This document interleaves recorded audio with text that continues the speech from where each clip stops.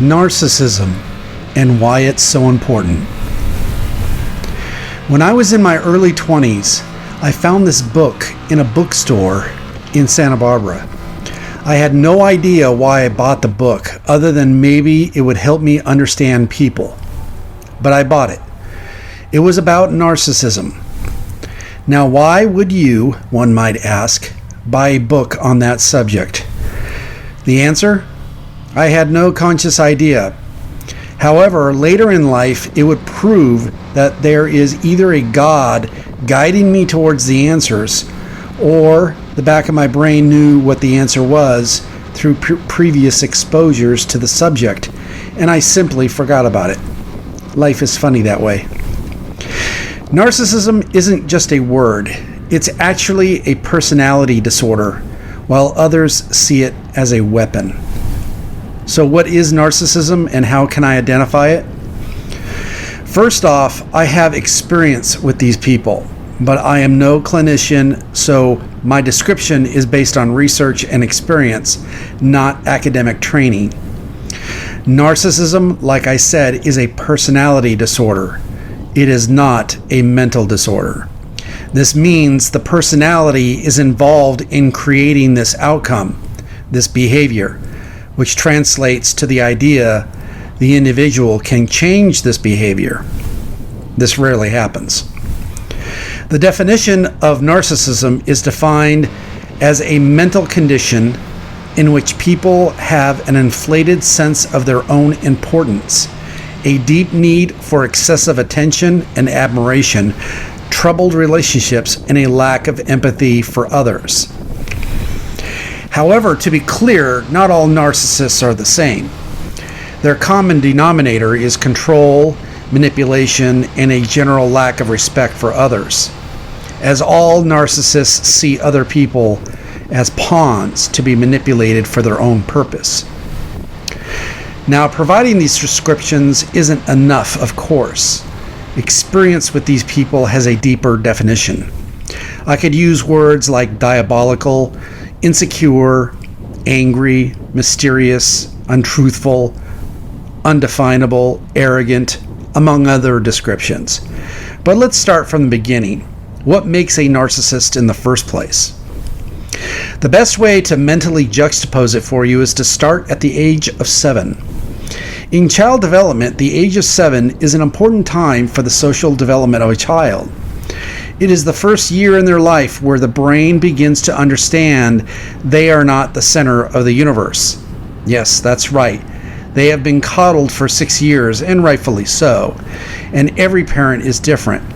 Some of them might receive little coddling, but regardless, the brain still develops with abuse or not. What the individual has to come to terms with is the ability to accept others have needs as well as the self or themselves, and they are required to acknowledge this. The teaching of the value of sharing is an obvious example of this notion.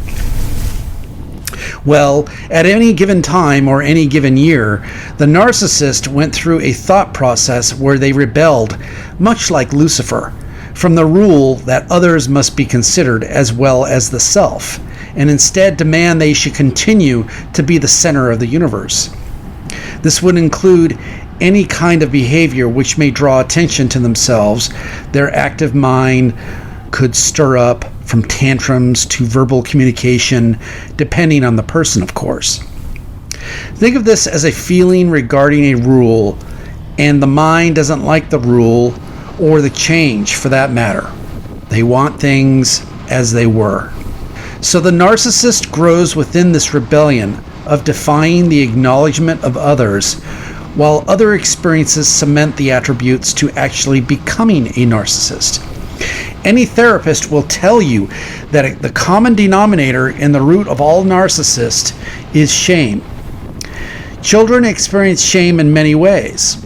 I don't need to go into ways, as everyone has their own experiences and observations. But this shame tends to be the nucleus of what drives a personality in a young person to move towards narcissistic behaviors. One might characterize it as a protection of the self and its ego, and that is a human quality and reaction. It's how you cope with this shame that determines the route of narcissism. If a personality rebels like Lucifer, you can imagine the desired result. If the personality who has lived through shame is humble, quiet, self-reflecting, all good human qualities, they can work through their shame and into moving forward. It's accepting your shame that matters and learning how to cope and move forward. But the narcissist feels this feeling of being beneath everyone else. Their coping mechanism is to blast through it with verbal and physical choices. Narcissists are good at verbal abuse as well as physical abuse. Most of this abuse is within the family. They will never pick a fight in a bar, and they would rather avoid it. This I find rather interesting, but they don't wish to experience public humiliation. Kind of see their angle now? What motivates them?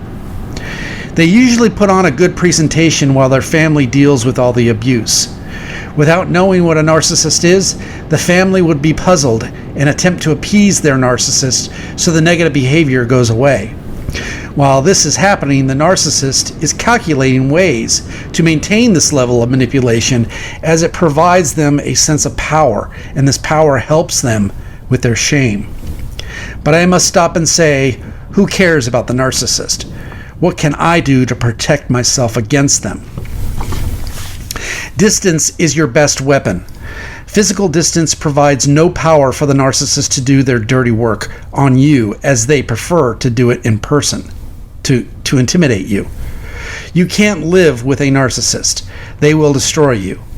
Get on YouTube and read stories of people in the comment sections of how family members overwhelm their life. The best thing you can do for them is to tell them what they are and to go get help, and of course, for them to leave you alone.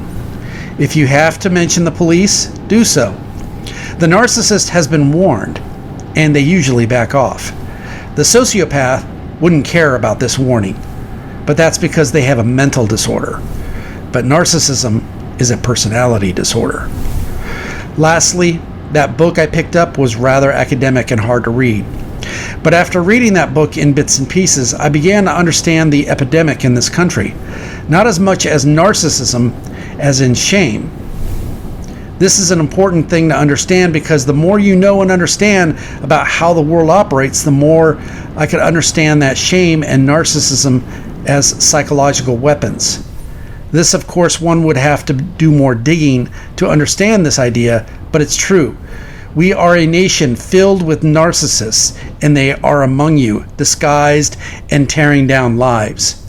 Identifying it is your greatest defense. I hope this helps.